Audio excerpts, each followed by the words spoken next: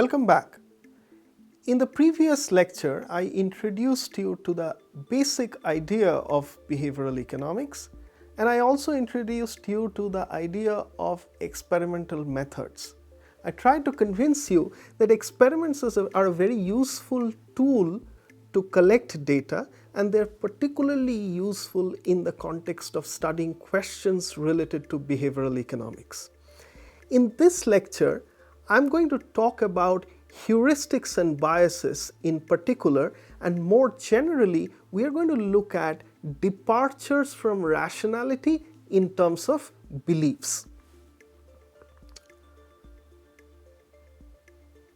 Before we get into heuristics, what is cognitive psychology? So what we are going to study here today is part of what is known as cognitive psychology. So what is cognitive psychology?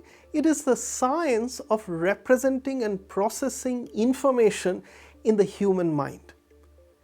Heuristics are nothing but informal algorithms often used for decision making in order to reduce the cognitive load associated with making complex decisions. In our everyday language, we use phrases such as rule of thumb. Rule of thumb is nothing but a heuristic. Kahneman introduces the idea of dual system thinking in our mind. Heuristics can be thought of as system 1 thinking or reflexive thinking. So think about it. Why do we use heuristic? You have 3 or 4 seconds to think over it.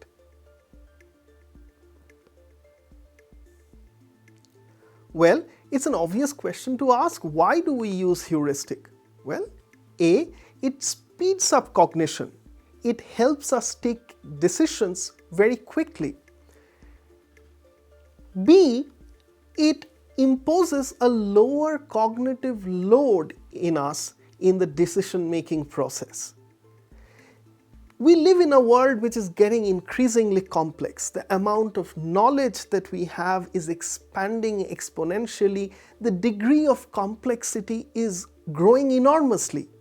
However, compared to the rate of growth of complexity, the human mind, by and large, has remained the same over the last 10,000 years or so. As a result, increasingly human beings are forced to rely on heuristics or quick thinking, reflexive thinking, in order to make important decisions. But why should we not use heuristics? Are there any downsides of not using heuristics? Obviously, there are downsides of not using heuristic. Since we are using reflexive thinking or system 1 thinking or quick thinking, we are prone to making mistakes. These heuristics can occasionally produce an incorrect answer. These errors are called biases. That's the genesis of the phrase heuristics and biases, which also is the title of this lecture. Here are some examples of heuristics. We often judge the distance of an object by its size. We often look outside the window and try to guess the time of the day.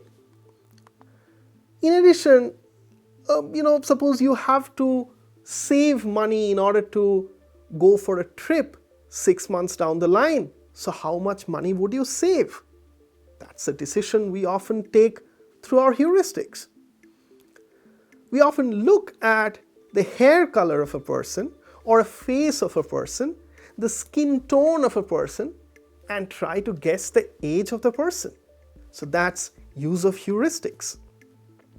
In other words, heuristics are widely used in our decision-making process in our everyday life.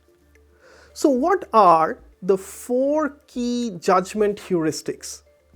The 4 key judgment heuristics, according to the classic Tversky-Kahneman paper, which was published in Science and has been highly cited over the years, are the following.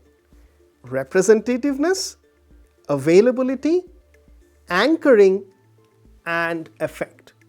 We will go through each of these heuristics and look at a bunch of biases that emerge from these 4 key judgment heuristics.